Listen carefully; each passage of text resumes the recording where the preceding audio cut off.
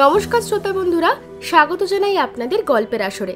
বাংলা সাহিত্যের গল্পের হীরকখনি থেকে তুলে আনা কিছু মণিমাণিক্যের সম্ভার নিয়ে তৈরি আমাদের গল্পের আসর। আমাদের আজকের গল্পটি লেখক প্রায়ান গোস্বামীর কলমে সত্যান্বেষী ব্যোমকেশ বংশীর কাহিনী অবলম্বনে হত হত্যা রহস্য।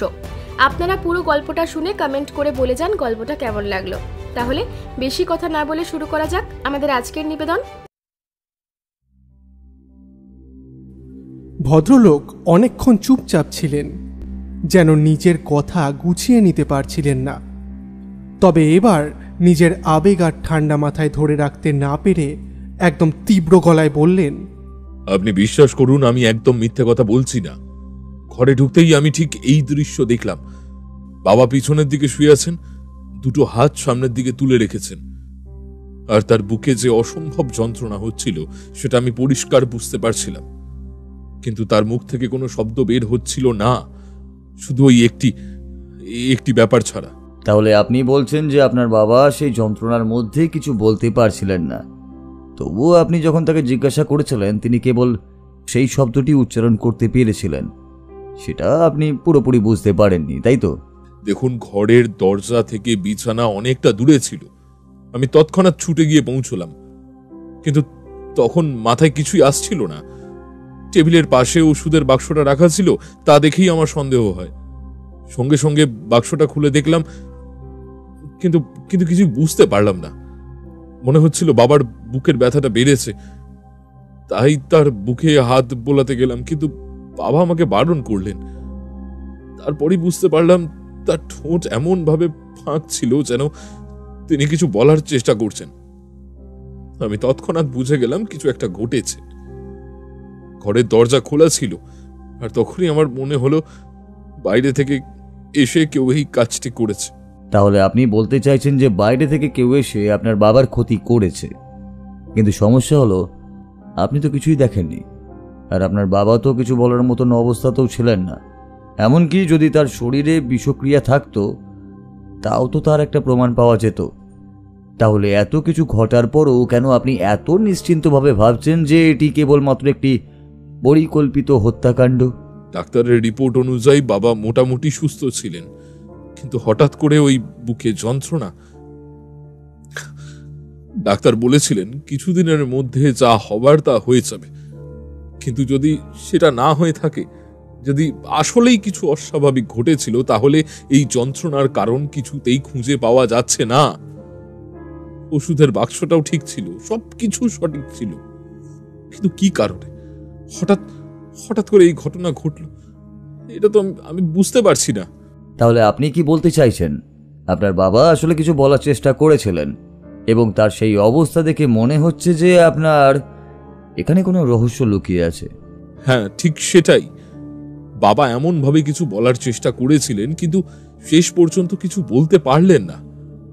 আর এখন যখন আমি সবকিছু খতিয়ে দেখি, মনে হয় যেন কোনো এক অজানা শক্তি তার মৃত্যুর সাথে জড়িয়ে গেছে।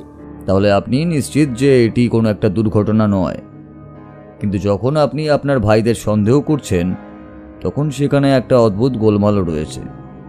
এর মানে হয়তো এই মৃত্যুর পিছনে পরিকল্পনা বা ষড়যন্ত্র লুকিয়ে রয়েছে।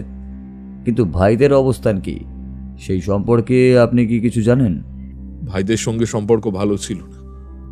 বাবা যেসব সিদ্ধান্ত নিয়েছিলেন সেগুলো আমার পক্ষে সঠিক ছিল, কিন্তু তারা কখনো তা মেনে নেয়নি।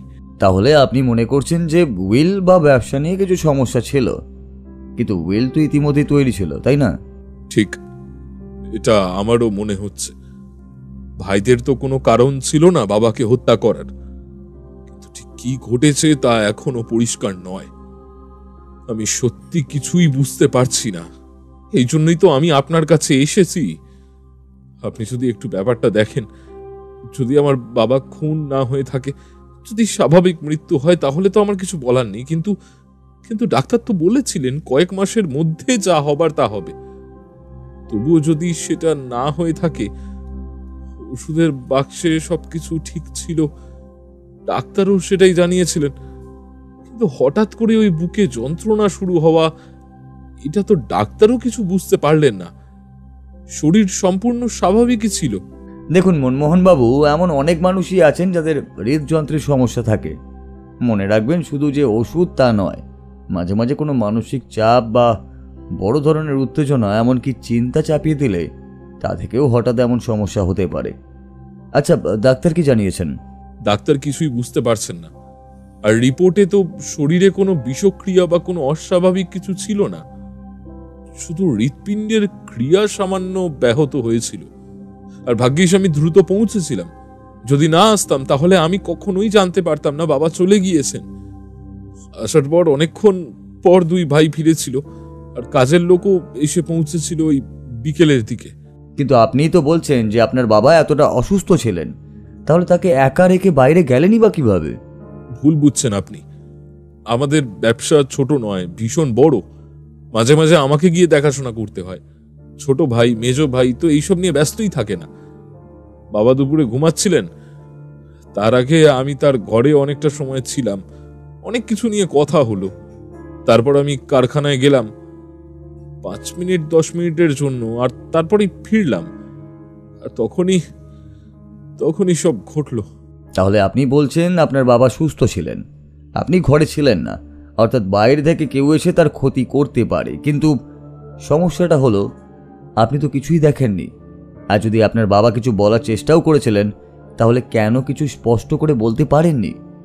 যদি কোনো ওষুধ বা কিছু পাওয়া যেত তাহলে তো আরেক রকম হতো। কিন্তু কেন আপনি এত নিশ্চিত যে এখানে অন্য কিছু ছিল, যেমন খুন বা কিছু? ডাক্তারের দেওয়া ওষুধের পরেও বাবার শরীর মোটামুটি ভালো ছিল। আসলে একটু একটু সুস্থ হচ্ছিলেন। হয়তো আরো কিছুদিন তিনি বাঁচতেন। ঠিক আছে, তাহলে প্রথমে আমি পোস্টমর্টম রিপোর্টটা দেখতে চাই। আর ডাক্তার যিনি আপনার বাবাকে দেখাশোনা করতেন তার সঙ্গে কথা বলতে হবে। এই ঘটনার পেছনে অনেক কিছুই থাকতে পারে। আপনি বরং এক কাজ করুন, থানার রিপোর্টে যে বিষয়টা দেখানো হচ্ছে সেটা আমার কাছে দিন। আর আপনার বাড়িতে নিশ্চয়ই টেলিফোন রয়েছে, সেই নাম্বারটা আমাকে দিয়ে যান। যদি প্রয়োজন হয় তাহলে আমি আপনাকে ফোন করে সব কিছু এসে দেখতে পাবো। ভদ্রলোক খাতায় সমস্ত কিছু লিখে দিয়ে তার ঠিকানা আর ফোন নাম্বার একবার আরও জানিয়ে চলে গেলেন। লোকটা চলে যাওয়ার পর ব্যোমকেশ দু হাতে নিজের মুখ চাপা দিয়ে গভীরভাবে চিন্তা করতে লাগলো। ভদ্রলোকের গলায় সোনার চেন আর হাতে দামি ঘড়ি, এটা পরিষ্কারভাবে দেখা যাচ্ছে যে সে একজন শৌখিন মানুষ। ভদ্রলোকের অবস্থা বেশ ভালো। তার বাবার মৃত্যুর পর সম্ভবত উইলের সম্পত্তি আর ব্যবসা থেকে যে পরিমাণ অর্থ আসবে তা খুব কম নয়। ঠিক সেই কারণেই তো সন্দেহটা তিনজনের ওপরেই একসাথে ঝুলছে। ছোট ছেলে, মেজো ছেলে সবাই হয়তো উইলের বাটোয়ারা নিয়ে সন্তুষ্ট ছিল না, কিন্তু পুরোপুরি সন্দেহ মুছতে পারছি না। কিন্তু ভদ্রলোক তো নিজে এসে আমাদের কাছে বলেছেন, তাহলে তাকে কেন সন্দেহের তালিকা থেকে বাদ দেওয়া যাবে না? দেখো, উনি নিজেই এসে আমাদেরকে জানালেন সব। তাহলে প্রথমত আমাদের মনে হতে পারে যে উনি সন্দেহের তালিকায় নেই। কিন্তু আসল ব্যাপার হলো ওই উইলটা ঠিক কতটা তৈরি হয়েছিল সেটাই গুরুত্বপূর্ণ। যদি সম্পূর্ণ প্রস্তুত হয়ে গিয়ে থাকে তাহলে তাকে সন্দেহ করা যায়, আর যদি সেটা তৈরি না হয়ে থাকে তাহলে তাকে সন্দেহ করার কোনো প্রকৃত কারণ থাকছে না। তবে একটা বিষয় পরিষ্কার, বাবা মানে জগৎমোহন হালদার মৃত্যুর আগে আসলে কি বলতে চেয়েছিলেন সেটা ওনারা কেউই বুঝতে পারেননি। মনমোহন বাবুর কথা মতো বাবা ঠোঁট ফাঁক করে কিছু একটা বলার চেষ্টা করেছিলেন। হয়তো সুজয় কিংবা কুণালের নাম বলার চেষ্টা করেছিলেন, কিন্তু কি বলবেন সেটা পরিষ্কার হয়নি। ঠিক সেটাই তো আমাদের বার করতে হবে। আসলে দুটো ভাইয়ের নামও এমনভাবে যে উচ্চারণ করতে গেলে ঠোঁটের গঠন প্রায় একই রকম। এটা একটা গুরুত্বপূর্ণ ক্লু। তাহলে কি করতে যাচ্ছ? প্রথমে আমি পুলিশের কাছে যাই। তাদের থেকে জানা দরকার যে পোস্টমর্টম রিপোর্ট কি বলছে, কারণ সেটা থেকেই আমাদের অনেক কিছু জানতে হবে। যদি কোনো অস্বাভাবিকতা থাকে তবে সে বিষয়টা আলাদা। তারপর পরবর্তী পদক্ষেপ কী হবে সেটা না হয় তখনই ভাবা যাবে। সেদিন দুপুরের দিকে মনমোহনবাবুর এলাকার থানায় গিয়েছিলাম। কয়েকটি কথার পর অফিসার বললেন, দেখুন, সত্যি বলতে আমাদের তেমন সন্দেহ নেই। ভদ্রলোক অনেকদিন ধরে শরীরের দুর্বলতায় ভুগছিলেন। অনেক মাস ধরে সবার সঙ্গেই সমস্যায় ছিলেন। হতে পারে কোনো কারণে সেই সমস্যা বাড়াবাড়ি হয়ে গেছে, আর তখন ঘরে কেউ ছিল না, তাই। কিন্তু জগৎমোহন বাবুর ছেলে মনমোহন বাবু আমাদের জানিয়েছিলেন যে তিনি কিছুদিন আগে সুস্থ হয়ে উঠেছিলেন। আশা করি সেটা তিনি আপনাদেরকেও জানিয়েছেন। জানিয়েছে অবশ্যই, কিন্তু আপনি জানেন সমস্যা সহজে ঠিক হয় না। কিছুটা কমে আসতে পারে, কিন্তু পুরোপুরি নির্মূল হওয়া তো আর সম্ভব নয়। আসলে প্রথম দিকে জগৎমোহন বাবু বেশ ভালো জীবনযাপন করেছিলেন। দেখুন, এই ব্যবসাটা তার বাবার সূত্রে পাওয়া।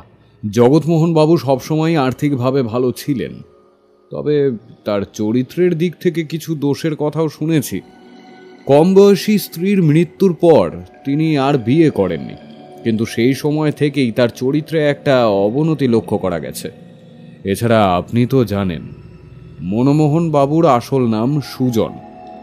মনমোহন নামটা তার একটা ভালো নামের মতো ছিল, যদিও পরিবারের মধ্যে এই নামেই পরিচিত ছিলেন।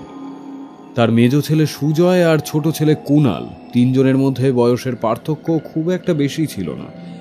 অন্তত আমাদের খোঁজ খবর অনুযায়ী 3-4 বছরের পার্থক্য ছিল। কম বয়সে স্ত্রীকে হারানোর পর তিনি আর দ্বিতীয়বার বিয়ে করেননি এবং বাড়িতে কাজের লোক রেখেই সন্তানদের মানুষ করেছেন। তবে তার চরিত্রে যেই অবনতি ছিল সেটা পরবর্তীতে আমাদের তদন্তে বেরিয়ে এসেছে। এটা তো বেশ ভালোভাবেই খোঁজখবর নেওয়া হয়েছে, তবে সেটা কি সেভাবে কাজে লাগছে? যাই হোক, হতে পারে জগৎমোহন বাবুর আত্মীয়, পরিচিতি কিংবা শত্রুদের ব্যাপারে কিছু খোঁজ পাবেন। কিন্তু প্রশ্ন হচ্ছে, এমন একটা সময় খুন করার মতো পরিস্থিতি কিভাবে তৈরি হলো? যদি খুন হতো, শরীরে কোনো আঘাত লাগলেও তো দেখা যেত, তাই না? হ্যাঁ, সেটাই তো মূল সমস্যা। খুনি যদি খুন করতে চাইতো তাহলে সেটা ঠিক সময় করা খুবই কঠিন ছিল। তাছাড়া সেই সময় যদি খুনি আঘাত করত তো সে নিজেই মারা যেত। তারপর ঘরের মধ্যে কেউ ছিল না, এটা তো পরিষ্কার। তাহলে সেই সময়টা খুনি তাহলে অপেক্ষা করছিল কেন? অথচ ঘরের দরজা খোলাই ছিল। যে দরজাটা মনমোহনবাবু নিজে হাতে বাইরে থেকে বন্ধ করে দিয়ে গিয়েছিলেন, সেই দরজাটা খুলে কেউ ভেতরে ঢুকেছিল 10 মিনিটের মধ্যে, যেটা ওই সময়ে যথেষ্ট ছিল। পুলিশ অফিসারের সঙ্গে আরও কিছুক্ষণ কথা হলো, কিন্তু সত্যি বলতে আমার মনে হলো না যে তেমন কোনো নতুন তথ্য বেরিয়ে এসেছে। ব্যাপারটা তখনও রহস্যময়ই ছিল। আমরা যেখানে দাঁড়িয়েছিলাম, পুলিশ অফিসার সেখানেই ছিল। থানা থেকে বেরিয়ে বললাম, জগৎমোহন বাবুর চরিত্র নিয়ে এতক্ষণ কাটাছেড়া করে আমার মনে হয় না তুমি কোনো লাভ করতে পারবে। কারণ যদি তার শত্রু থেকে থাকে তাহলে সে আগেই তাকে মারতে পারত। মৃত্যু পথযাত্রী মানুষকে হত্যা করে শত্রুপক্ষের লাভ খুব একটা বোঝা যায় না। তাছাড়া বাড়িতে ঢুকে কাজটা করাটা তো সোজা নয়। ঠিক বলেছ, কিন্তু এই সময় যে কোনো ব্যক্তির কাছেই কাজটা করা খুবই সহজ, যার ওই বাড়ির সমস্ত কিছুই জানাশোনা ছিল। তাই বারবার ঘুরে ফিরে সন্দেহটা কিন্তু ওই 3 জনের ওপরেই এসে দাঁড়িয়েছে। আমার মনে হয় প্রথমে মনমোহন বাবুর 2 ভাইয়ের সঙ্গে ভালো করে কথা বলে নেওয়া দরকার। খুনটা কিভাবে হলো তাহলে?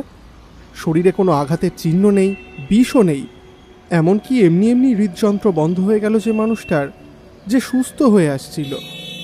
ভয় যে মানুষের জীবনকে দুর্বল করে, সেই মানুষকে ভয় দেখিয়ে কিংবা কোনো উত্তেজনা সৃষ্টি করা মারাত্মক বিশ্বের চেয়েও ভীতিকর হতে পারে। সামান্য উত্তেজনাতেও সেই মানুষের মৃত্যু ঘটতে পারে। আমার মনে হয় ঠিক সেইভাবে জগৎমোহনবাবু মারা গিয়েছিলেন। কারণ মনে আছে, যখন মনমোহনবাবু ঘরে ঢুকেছিলেন তখন কিন্তু জগৎমোহন বেঁচে ছিলেন এবং তিনি তার বুকেও হাত দিয়েছিলেন। তাহলে মানে তো এটাই হচ্ছে, মনমোহনবাবু যে মুহূর্তে ঘরে ঢুকেছিলেন তার আগেই কিছু একটা ঘটেছিল, আর তার রেশ কাটতে না কাটতেই মনমোহনবাবু ঘরে ঢুকেছিলেন। কিন্তু তিনি তো কাউকে দেখতে পেয়ে কিছুই বলেননি। তাছাড়া কারখানা থেকে তার বাড়ির দূরত্বও আশা করি একটু বেশিই হবে। সেই পথে আস্তে আস্তে যদি কাউকে দেখতেন সেটা তো জানাতেন। এখন এসব ব্যাপারটা তোলাই থাক, বুঝলে? চলো একবার বোসপুকুরের কাছ থেকে ঘুরে আসি। ও কোথায় যেতে চাইছে সেটা আমি তেমন বুঝতে পারলাম না, তবে বোসপুকুর গিয়ে তেমন কিছু নতুন তথ্য পেলাম না। শুধু বোসপুকুর গিয়ে একটা দোকানের সামনে আমাকে বেশ কিছুক্ষণ দাঁড় করিয়ে রেখে নিজে কোথায় যেন হাওয়া হয়ে গেল। প্রায় 15 মিনিট পর যখন ফিরে এলো তখন ওর মুখে একটা অস্থির ভাব ছিল। কুণাল হালদার বাবার অন্য কোনো গুণ না পেলেও একটা গুণ কিন্তু সে পেয়ে গিয়েছে, রেসের মাঠে যাওয়ার অসৎ সঙ্গ। কিন্তু কাজকর্ম কি? সে কিছু করে নাকি শুধু বাবার রেখে যাওয়া ব্যবসা আর সম্পত্তিতেই চড়ে বসেছে? সে বিষয়ে কিন্তু কিছুই জানা যায়নি। ছোট ভাইয়ের খোঁজে এখানে এসেছিলে? ও ইশারায় আঙুল তুলে দেখালো। আমি দেখলাম সামনে একটা ঘরের সামনে 3 জন দাঁড়িয়ে। তাদের মধ্যে একজন একটু লম্বা, যার দিকে আঙুল দেখাচ্ছিল। লোকটাকে দেখানোর কারণ ছিল মনমোহন বাবুর চেহারার সঙ্গে তার চেহারার সামান্য মিল। তবে অত দূর থেকে আর কিছু ভালোভাবে বোঝা গেল না। একটু পরেই লোকগুলো একসাথে কোথাও চলে গেল। ওর সঙ্গে আমি বেশ কিছুক্ষণ তাদের পিছু নিলাম। একটা ছোট্ট গলির মধ্যে তারা ঢুকে পড়তেই ব্যোমকেশ যেন হঠাৎ উৎসাহ হারিয়ে ফেলল। এমনভাবে বলল, এবার ফিরে যাওয়া যাক, আজকের মতো অনেকই হয়েছে, চলো অজিত। ওর আচরণে কিছু একটা ছিল, যেন নতুন কিছু সংশয় তৈরি হয়েছে, অথবা কিছু খুঁজে পাওয়ার পরেও ও কিছু খোলসা করতে চাইছে না। সেই মুহূর্তে রহস্য আরও গভীর হয়ে উঠেছিল। এর মাঝেই কেটে গেল প্রায় 2 দিন। এর ফাঁকে ব্যোমকেশ কখন কোথায় বেরিয়েছে, কখন কোথায় গেছে, কি করেছে, তার সমস্ত কিছু আমি জানি না। আমি আর তাকে বিরক্ত করার চেষ্টাও করিনি। সত্যি বলতে এই মনমোহনবাবুর বাবা জগৎমোহনবাবুর কেসটা আমাকেও ঘাটিয়েছিল বেশ। জগৎমোহনবাবুর সাথে কি এমন হলো যে তার জন্য তিনি হার্ট অ্যাটাক পর্যন্ত করলেন? আর এমন কি কথা তার সামনে এসেছিল যে কথা শুনে তিনি এতটাই উত্তেজিত হয়ে পড়লেন যে নিজের শরীরের অসুস্থতা ভুলে গেলেন? হঠাৎ করে একটা অদ্ভুত সম্ভাবনা আমার মাথায় এলো। হয়তো এই মনমোহনবাবুর 2 ভাই, সুজয়বাবু এবং কুণালবাবু, এদের মধ্যে কারো এমন কোনো কথা তার সামনে এসেছিল যেটা তাকে আঘাত করেছে। তাহলে আজকেই ও সেই মেজো ছেলে মানে সুজয় হালদার নামের ছেলেটির পিছু করবে। ও কোনো কিছু খুলে বলে না বলেই আমায় এসব ভাবতে হয়। মনে মনে ঠিক করলাম ও আজ ফিরলে ওর কাছে সমস্ত কথা জানব। ও ফিরে এলো যখন, তখন মুখটা থমথমে ছিল। প্রথমে তাকে কিছু জিজ্ঞাসা করলাম না। হাত মুখ ধুয়ে যখন আমরা বসার ঘরে চা চুমুক দিচ্ছি, ও নিজেই বলল, আমি জানি তুমি একটু মনক্ষুণ্ণই হয়েছো আমার উপরে। আসলে এই কদিন ধরে কোথায় যেতে হচ্ছে, কি করতে হচ্ছে আমি নিজেও ভালোভাবে জানি না, তাই তোমাকেও আর বলিনি।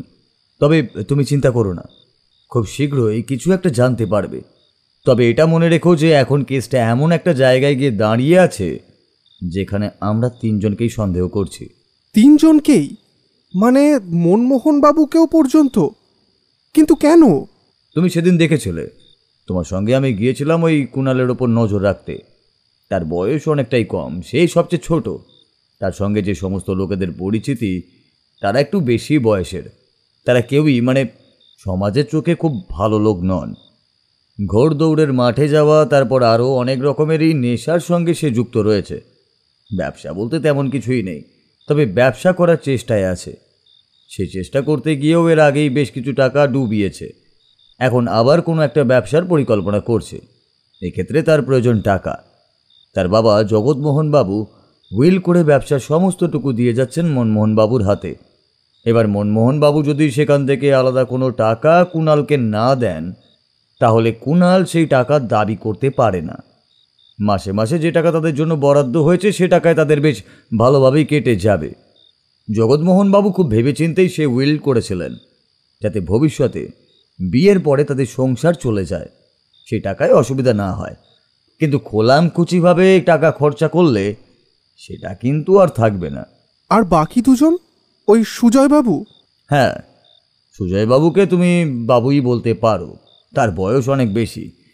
আর তার ব্যাপারে খোঁজ নিয়ে জানলাম যে বাইরে তেমন তার কোনো খারাপ স্বভাব টভাব নেই। একটা ব্যবসা আছে, ইম্পোর্ট এক্সপোর্টের কোনো একটা ব্যবসার সঙ্গে সে যুক্ত। কিন্তু ব্যবসা বর্তমানে খুব একটা ভালো জায়গায় নেই। তার ঘোড়দৌড়ের মাঠে যাওয়ার অভ্যেসও নেই, আর অন্যান্য নেশাও নেই। তবে তার মধ্যেও বাবার একটা গুণ খুব ভালোভাবেই এসেছে, সেটা হলো স্ত্রীলোকের। বিয়ে করেননি, তবে বেশ কিছু স্ত্রীলোকদের সঙ্গে ঘনিষ্ঠভাবে মেলামেশা, এবং তার বাঁধা ধরা বিভিন্ন স্থান আছে যেখানে অন্তত সপ্তাহে 2 থেকে 3 বার তার যাওয়ার কথা আমি খোঁজ পেয়েছি।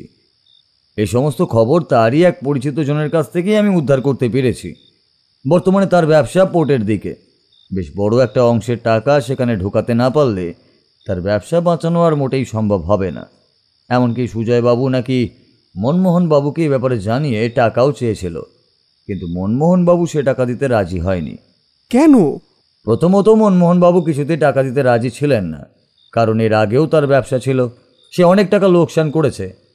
কুণাল যেভাবে টাকা যথার্থভাবে উড়িয়ে দিয়ে ব্যবসায় ঘাটতি করত, সুজয়বাবু সেটা করতেন না, কিন্তু তার ওই স্ত্রী লোকের প্রতি আকর্ষণ তাকে ব্যবসা থেকে মাঝে মাঝে বিচ্যুত করত, আর সেই কারণে তার টাকা অন্য কেউ ভোগ করত এবং সেই সুযোগে তার ব্যবসা ডুবে যেত। মনমোহনবাবু কিন্তু টাকার ব্যাপারে খুব হিসেবি। তার বাড়িতে যে কাজের লোকটি আছে, সেই কাজের লোকটি তাদের বাড়িতে রান্না এবং অন্যান্য ছোটোখাটো কাজ করে। তবে সেই লোকটি আজ প্রায় বছর দুয়েক ধরে তাদের বাড়িতেই রয়েছে। খুব বেশি দিন মনমোহনবাবু কাজের লোক বাড়িতে রাখেন না। তার প্রধান কারণ হলো তাকে বেশি টাকা দিতে হয় এবং তাছাড়াও আরও অনেক সমস্যাই হতে পারে। কিন্তু সামান্য টাকা বাঁচানোর জন্য তো আমরা মনমোহনবাবুকে সন্দেহ করতে পারি না যে তিনি নিজের বাবাকে খুন করেছেন। এই কারণে হয়তো তাকে সন্দেহ করতে পারি না, কিন্তু অন্য একটা কারণে পারি। মনমোহনবাবুর কাছে বাবা উইলের ঠিকানা থেকে কথাবার্তা বলে আমি জানতে পেরেছি জগৎমোহন বাবু কিন্তু নিজের উইলটা সম্পূর্ণভাবে বদলে ফেলেছিলেন। উকিলের সঙ্গে তার বারবার বিভিন্ন কথাবার্তা হয়েছে, আর উকিলের মনে হয়েছিল হয়তো জগৎমোহন বাবু নিজের সিদ্ধান্ত বদলাতে চেয়েছিলেন শেষের দিকে, কারণ যত দিন ধরে তিনি অসুস্থ হয়ে পড়ছিলেন ততই তিনি তার 3 ছেলেকে আরও অনেক কাছে চাইছিলেন। তো সেক্ষেত্রেই তিনি ছোট ছেলে এবং মেজ ছেলের প্রতি করা অন্যায় মুছে দিতেই চাইছিলেন, কিংবা তারা যদি শর্তে গিয়ে কোনোভাবে কিছু করতে চাইতো তবে উইল বদলে ফেলতে পারতেন। কিন্তু সবচেয়ে আশ্চর্যের কথা হলো এই ব্যাপারে জগৎমোহন বাবু যে কাউকে কিছু বলেননি সে ব্যাপারে উকিল নিশ্চিত, অর্থাৎ মনমোহন বাবুর জানার কথা নয় যে জগৎমোহন বাবু উইল বদলাতে চেয়েছিলেন। সেক্ষেত্রে তো আমরা মনমোহনবাবুকে সন্দেহের তালিকা থেকে দূরে রাখতে পারি। তিনি যখন জানতেন না তখন কেন তিনি কাজটা করতে চাইবেন? ও অদ্ভুতভাবে তাকালো আমার দিকে। ওর চোখে মুখে এক রহস্যময় হাসি ছিল। তারপর আস্তে আস্তে বলল, একটা কথা তুমি বারবার ভুলে যাচ্ছ, জগৎমোহন বাবু কিংবা উকিল কেউই মনমোহন বাবুকে কিছু জানায়নি। কিন্তু এমন তো হতেই পারে খবরটা তিনি জানতে পেরেছেন কোনোভাবে, কিংবা কোনোভাবে তিনি সন্দেহ করতে পেরেছিলেন যে তার বাবার কোনো কথা থেকে, আর তাকেই যদি খুব সহজেই সরিয়ে দেওয়া যায় তাহলে তো আর কোনো ঝামেলাই থাকবে না, তাই না? তার মৃত্যুর পর তার বর্তমান উইলটাই কার্যকারী হবে, অন্য কোনো উইল করার সুযোগ আর তিনি পাবেন না, মানে বর্তমানে যেটা হচ্ছে আর কি। এটা শুনে আমি স্তব্ধ হয়ে গেলাম। এমনও হতে পারে যে মনমোহনবাবু তার বাবার উইল বদলানোর ব্যাপারে কোনো ধরনের আঁচ পেয়েছিলেন, আর সেই কারণেই হয়তো তিনি এতটা উত্তেজিত হয়ে ওঠেন। জগৎমোহনবাবুর মৃত্যুর পর উইলটি কার্যকারী হবে এমনটাই নিশ্চিত তার মনে ছিল। বললাম, তাহলে তার বাবার উইল বদলানোর ব্যাপারে কিছু জানতে পেরেও মনমোহনবাবু কি সত্যিই নিজের বাবাকে হত্যা করতে পারেন? যদিও এখনো পর্যন্ত পুরোপুরি নিশ্চিত কিছু বলা যাচ্ছে না, তবে মনমোহন বাবুর আচরণ, তার বাবার সাথে সম্পর্কের জটিলতা আর তার চারপাশের পরিস্থিতি সবকিছুই এটাকে আরো সন্দেহজনক করে তুলছে। তার উপর সে যদি জানতো যে তার বাবা উইল বদলাতে চেয়েছিলেন, সেই কাজের জন্য কিন্তু তার মানসিক প্রস্তুতিই থাকতে পারে।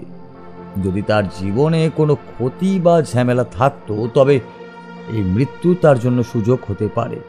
তার মানে তুমি 3 জনের ক্ষেত্রেই মোটিভ খুঁজে বার করতে পেরেছো এবং সেই মোটিভের ওপরে সন্দেহ করতে পারছো।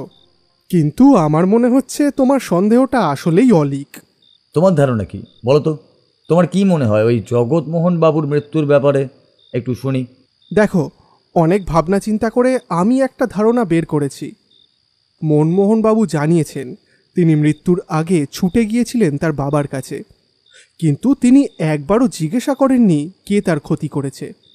সেই মুহূর্তে মনমোহনবাবুর মাথায় কথা আসার কথাও ছিল না যে কেউ জগৎবাবুকে খুন করেছে, বিশেষ করে যে মানুষ হৃদযন্ত্রের সমস্যায় ভুগছিলেন। তার যে কোনো সময়ে যা কিছু হতে পারে। এ মুহূর্তে জগৎমোহনবাবুর মুখ থেকে বেরিয়ে আসে একটা কথার আদ্যক্ষর, যেটা আসলে সুখ নাকি কু সেটা বোঝা যায় না। সেটা যদি মনমোহনবাবু ভালোভাবে শুনতেন তাহলে হয়তো তার কাছে বিষয়টা পরিষ্কার হয়ে যেত, কিন্তু মনমোহনবাবু সেটার ওপর নির্ভর করে তিনি অন্য কাউকে খুন করেছেন এমন কথা কিভাবে বলতে পারেন, বিশেষ করে খুনের কোনো প্রমাণ না থাকলে? খুনের একটা মাত্র প্রমাণ আছে। খুনের প্রমাণ হলো এই দরজাটা। মনমোহন বাবু যখন ঘর থেকে বাইরে গিয়েছিলেন সেই সময় ঘরের দরজা বাইরে থেকে বন্ধ ছিল, কিন্তু যখন মনমোহন বাবু ঘরে ফিরে আসেন তখন দরজাটা খোলা ছিল। জগৎমোহন বাবুর পক্ষে বিছানা থেকে উঠে দরজা খুলে দেওয়া সম্ভব নয়। এখন যদি মনমোহন বাবু মিথ্যে কথা না বলে থাকেন তাহলে এই দরজাটাই হলো খুনের আসল প্রমাণ। আর জগৎমোহন বাবুর ডাক্তার কিন্তু আমাদেরকে ঠিক একই কথা বলেছেন। এই মুহূর্তে জগৎমোহন বাবুর এমন কোনো শারীরিক কন্ডিশনে ছিলেন না যে বাইরে থেকে প্রচণ্ড আঘাত খাবার মতো সিচুয়েশনে তাকে পড়তে হতে পারে। আমি কিছুই বুঝতে পারছিলাম না। ও আবার বলল, ব্যাপারটা এমন নয় যে আমরা যাদের কথা বারবার ভেবে চলেছি তারাই খুনি।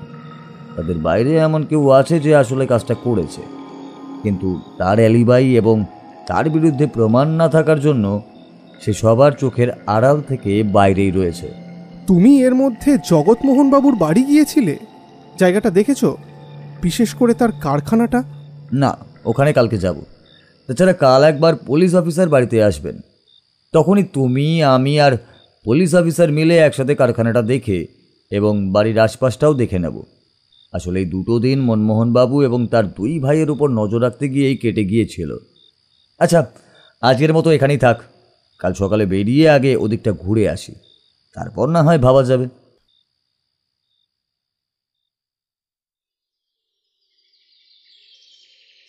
পরের দিন আমরা জগৎমোহন বাবুর বাড়ি গিয়ে পৌঁছলাম।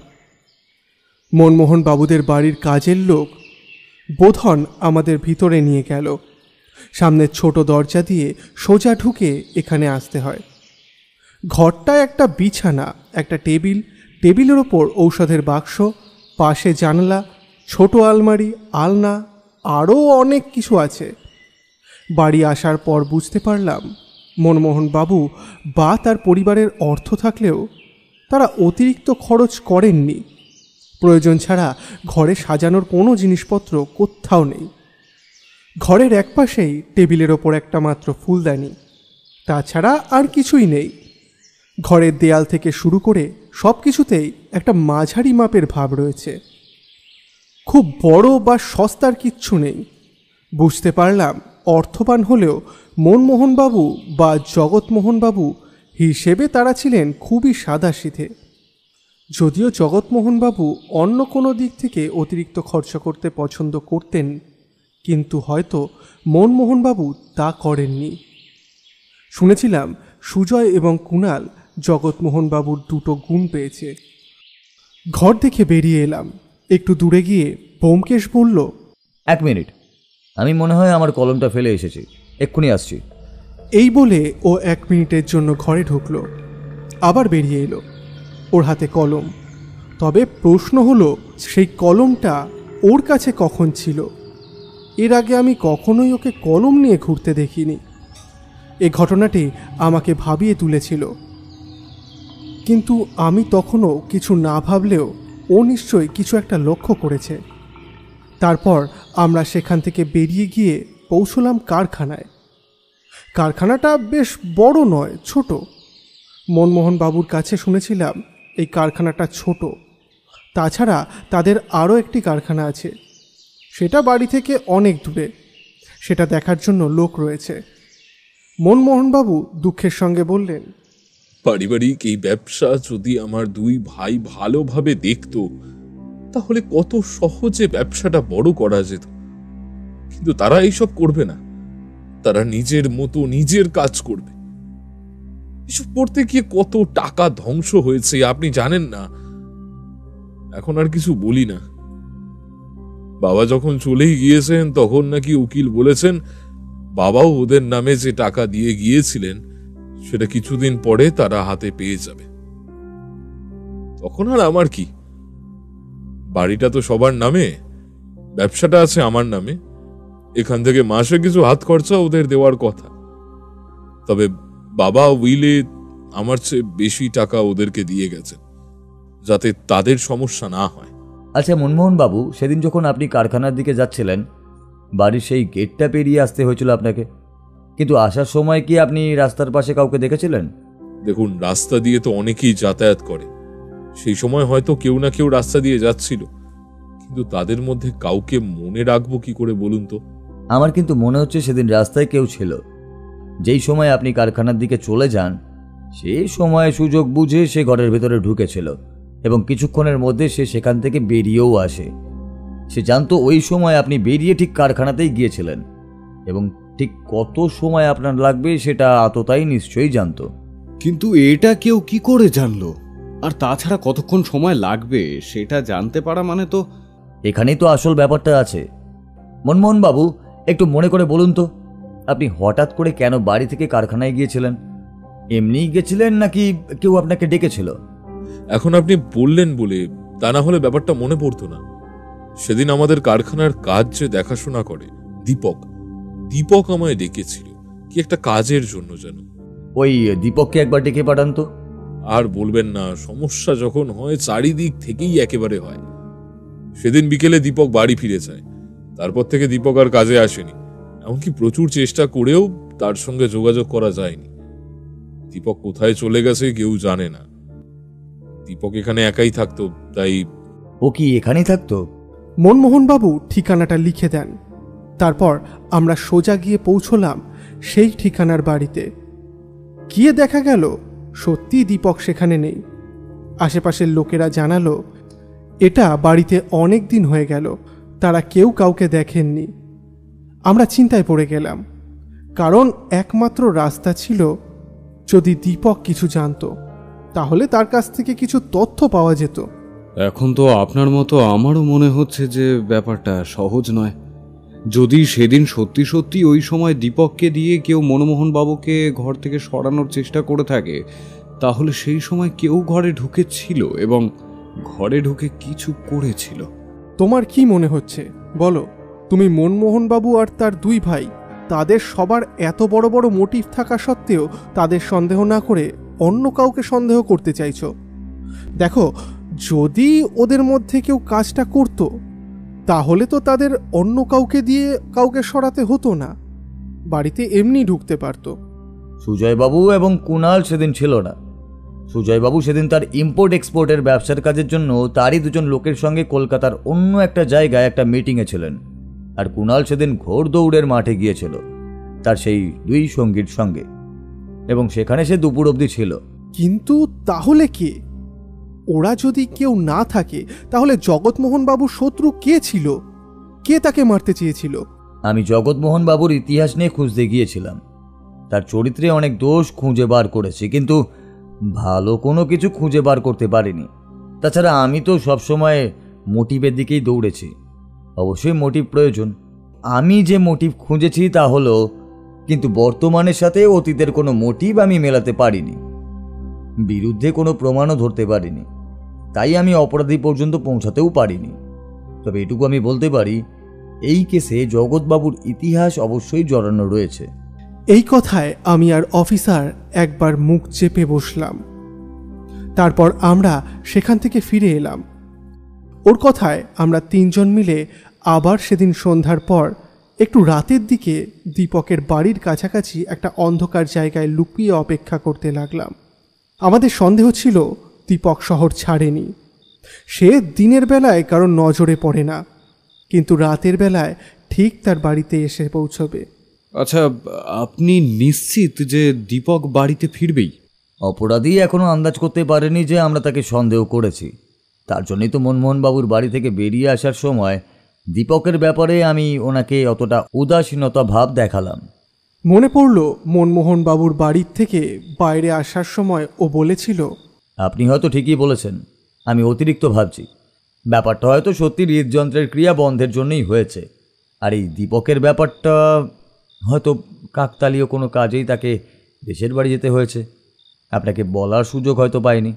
আপনি যে কি ভাবছেন সেটাই আমি বুঝতে পারছি না।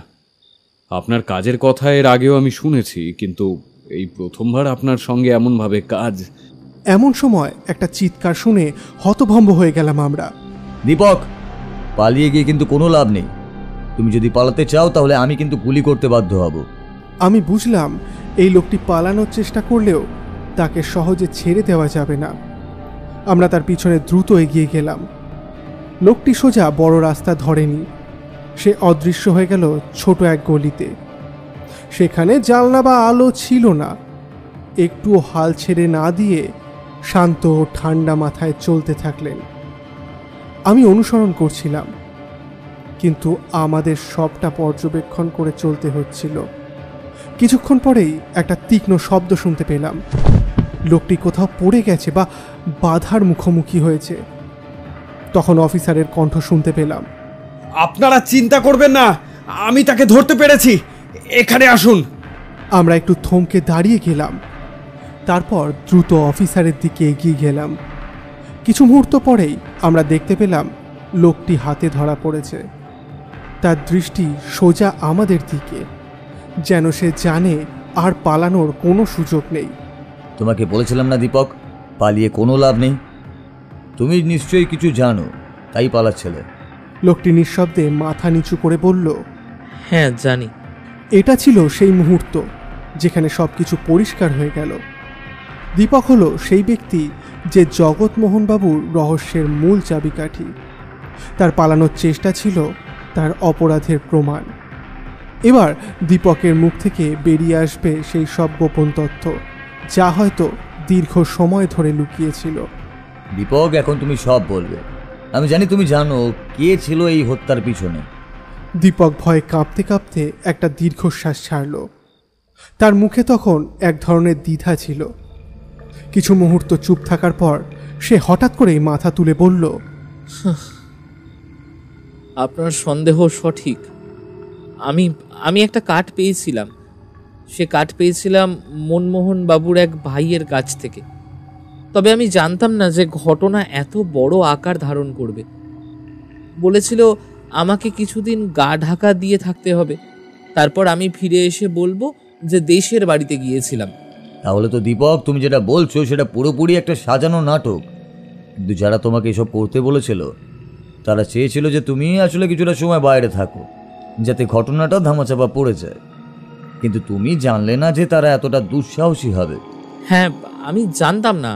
বিশ্বাস করুন, আমাকে শুধু মেশিনের ত্রুটি নিয়ে কিছু জানানো হয়েছিল। সে সময় তো শুধু মনমোহন বাবুকে বাইরে নিয়ে আসার জন্য বলেছিল। কিন্তু আমি জানতাম না যে যে হত্যাকাণ্ডের মধ্যে আমি জড়িয়ে যাব। তুমি কি ভেবেছিলে যে কোনো কিছু ঘটলে তুমি শুধু আড়ালেই থাকবে? কিন্তু কেউ তো নিশ্চয়ই তোমাকে কিছু বলেছিল, সেই তোমাকে নির্দেশ দিয়েছিল, তোমাকে এটা করতেও বলেছিল।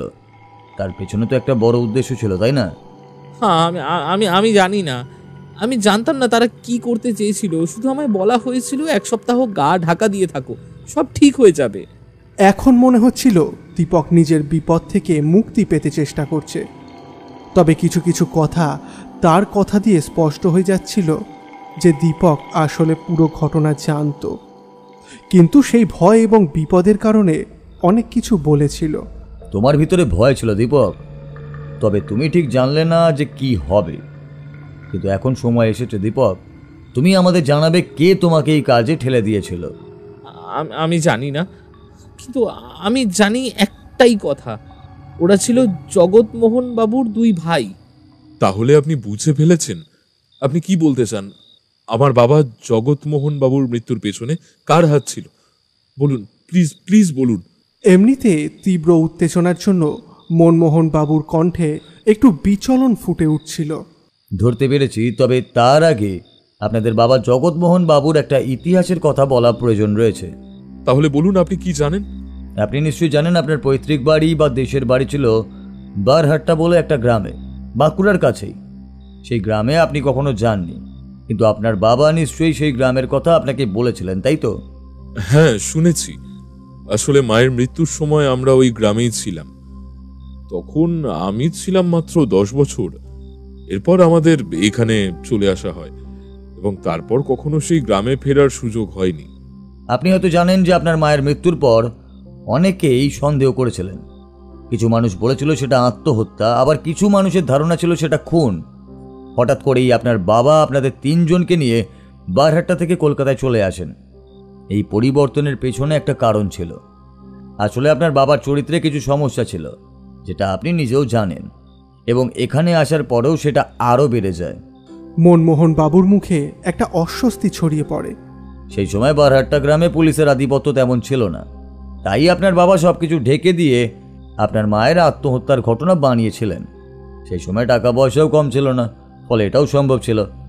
কিন্তু সবচেয়ে বড় ব্যাপার ছিল, বারহাট্টা গ্রামের মতো জায়গায় পুলিশের প্রভাব তেমন ছিল না। তিনি পুরো ঘটনার মোড় ঘুরিয়ে আপনাদের নিয়ে কলকাতায় চলে আসেন। আপনি জানেন কি, আপনার ছোটবেলাতে আপনাদের দেখাশোনা করতো একজন মহিলা। তার নাম কি আপনি জানেন? মনমোহন কিছুক্ষণ চুপ করে থাকে, যেন অতীতেরই সেই যন্ত্রণাদায়ক স্মৃতিগুলো মাথার মধ্যে ফিরে আসছে। এরপর একটু অগোছালোভাবে বলে ওঠেন, মহিলা? হ্যাঁ হ্যাঁ, মনে পড়েছে। নাম ছিল মঞ্জু বেগম। সে ছিল আমাদের বাড়ির একমাত্র কাজের লোক, কিন্তু সে কোথায় গেল জানি না। আমরা এখানে এসে সবাই তো আর সেই মানুষটাকে মনে রাখলাম না। মঞ্জু বেগম মনে হয় কিছুটা জানতো, আর তার নামই হলো এই গল্পের সবচেয়ে গুরুত্বপূর্ণ অংশ। কারণ যার পরিচয় গোপন রাখা হয়েছিল, সেই মহিলার জীবন থেকে হয়তো অনেক কিছু ছিনিয়ে নেওয়া হয়েছিল। সেই মঞ্জু বেগমের ভাই ছিল বোধন। বোধন সব কিছুই জানতো, কিন্তু আসল সত্যি তো আপনি জানেন। জগৎমোহন বাবু আর আপনার সম্পর্কের মধ্যেও ছিল অনেক জটিলতা। 2 বছর আগে যখন আপনি কাজের লোকের জন্য হন্যে হয়ে খোঁজ করছিলেন, তখন বোধন নিজেই আপনার কাছে এসেছিল। অল্প টাকায় কাজ করতে চেয়েছিল যাতে তাকে কাজে রাখেন। আমি খোঁজ নিয়ে দেখেছি, সম্প্রতি বোধন অসুস্থ ছিল এবং তাকে গ্রামে ফিরে যেতে হবে। তার আগেই ও কাজটা শেষ করে গিয়েছে। কি তাই তো বোধন? আমরা হঠাৎ দেখলাম মনমোহন বাবুদের বাড়ির কাজের লোক বোধন সেখানে এসে দাঁড়িয়েছে। অফিসার ওনাকে ধরে রেখেছেন। হ্যাঁ, আমি যা করেছি সেটাই সঠিক ছিল। হ্যাঁ, আমার পরিবারটা একটা লোকের জন্য ছাড়খাড় হয়ে গিয়েছিল, কিন্তু আমি ঠিক করেছিলাম এই অন্যায়ের প্রতিশোধ আমি নেব। টাকা থাকলেই তারা সব কিছু কিনে নিতে পারে, কিন্তু কর্মের ফল তো সবাইকেই ভোগ করতে হয়। বেশ, কাজটা তো হয়ে গেছে মনমোহন বাবু। এখন আমরা এখান থেকে উঠি, বাকি কাজটা অফিসার নিজেই করতে পারবেন। আমি আপনার সঙ্গে পরে না হয় আবার যোগাযোগ করব। আমরা বেরিয়ে এলাম। পথে নেমে আমি বললাম, কিন্তু সেই সময় ঘরে ঢোকার পর জগৎমোহন বাবু সু কিংবা কু কিছু বলার চেষ্টা করেছিলেন, সেটা কি ছিল? জগৎমোহন বাবু মৃত্যুর আগের মুহূর্তে নামটা ভুলে যাওয়ার চেষ্টা করছিল, কিন্তু তা পারছিল না। তার শরীরের প্রচণ্ড যন্ত্রণার জন্য তার মুখ থেকে শব্দ বেরোতে পারছিল না। তবে তার মুখের অভিব্যক্তি দেখে মনমোহন বাবু ভেবেছিলেন তিনি হয়তো সুজয় অথবা কুণালের কথা বলছেন। অর্থাৎ তার ফাঁক হওয়া মুখ থেকে শব্দটা সু আর কু, এই দুটি শব্দের মধ্যে বিভ্রান্তি ছিল। কিন্তু আসলে তিনি বোধন বলতে চাইছিলেন। উচ্চারণে বু, সু আর কু, এদের মধ্যে খুব একটা পার্থক্য নেই। আসলে মনমোহন বাবু বোধনকে বুধিন বলে ডাকতেন, এবং সেই থেকেই এই বিভ্রান্তি ঘটেছিল। আমি অবাক হয়ে গেলাম। সত্যি তো, ব্যাপারটা আমার মাথায় আসেনি। তার মানে সু আর কুয়ের রহস্য এইভাবে বোধনের মাধ্যমে সমাধান হয়ে গেল। এটা একটা চমৎকার মোড় ছিল। আমি ভাবছিলাম ব্যোমকেশের সূক্ষ্ম বিশ্লেষণ একেবারে ঠিক জায়গায় গিয়ে পৌঁছেছে। আপনারা এতক্ষণ শুনছিলেন লেখক প্রয়াণ গোস্বামীর কলমে হত হত্যা রহস্য। গল্পটা শুনে কেমন লাগলো, আর এই সিরিজের আরও গল্প শুনতে হলে কমেন্ট করতে ভুলবেন না। আমরা আরও তাড়াতাড়ি এরকম অনেক গল্প আনবো। গল্পটা আশা করি আপনাদের খুব ভালো লেগেছে, আর খুব বেশি ভালো লাগলে সাবস্ক্রাইব করতে ভুলবেন না। খুব ভালো থাকবেন আর অনেক ভালোবাসা নেবেন।